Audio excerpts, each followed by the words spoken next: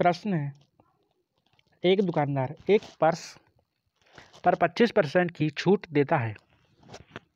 यदि वह 37% की छूट देता तो उसे लाभ के रूप में 120 कम प्राप्त होते। पर्स का अंकित मूल्य ज्ञात कीजिए। ये आपके ऑप्शंस। अभी इस प्रश्न को कैसे हल किया जाता है, तो आइए समझते हैं। हमें क्या दिया है कि जो एक दुकानदार है वो पर्स में 25% की छूट देता है। ठीक है, कितनी 25% की छूट देता है। अगर उसने 37% की छूट दी होती तो उसे लाभ के रूप में 120 रुपये कम मिलता। तो इसको हम डायरेक्ट कर सकते हैं। कैसे? जो 120 होता है वो इन दोनों के बीच का अंतर का मान होता है। तो इन दोनों के बीच का अंतर कितना है? 7 में से 5 गया 2, 3 में से गया 1। ठीक है, मतलब 12 का मान दिया है हमें 120। ठीक है, तो 100 का मान कितना हो जाएगा? 12 से 12 मतलब 1000। ठीक है, ऑप्शन नंबर सी। इसको हम ऐसे डायरेक्ट कर सकते हैं।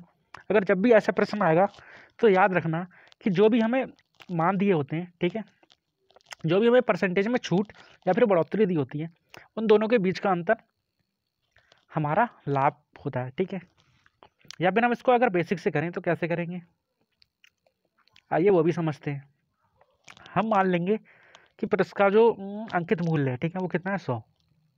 उसमें जब 25% की छूट दी तो वैल्यू कितनी हो जाएगी? 75। जब उसने 100 में से 100 को ही 37% की छूट दी तो वैल्यू कितनी हो जाएगी? 10 में से 7 गए कितना? 3। 9 में से 3 गया कितना? 6। ठीक है, तो उसे कितना लाभ के रूप में 120 रुपये कम प्राप्त होता है। तो इन दोनों का अंतर देखेंगे हम, कितना आएगा? 5, 6, 7। 5 में से 3 गया कितना? 2। 7 में से 6 गया कितना? 1। जो इन दोनों के बीच का अंतर होता है वही यहाँ पर आ गया हमारा। ठीक है, इसलिए हमने पहले ही इनको माइनस कर लिया था।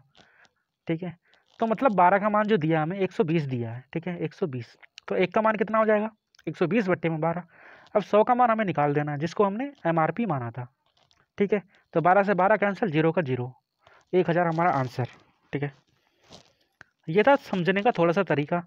या फिर इसको आप ऐसे ही समझो कि जो छूट दी है हमारी दोनों, ठीक है, उनके बीच का अंतर और उसका मान हमें प्रश्न में दे रखा है। ठीक है, समझ में आया? धन्यवाद।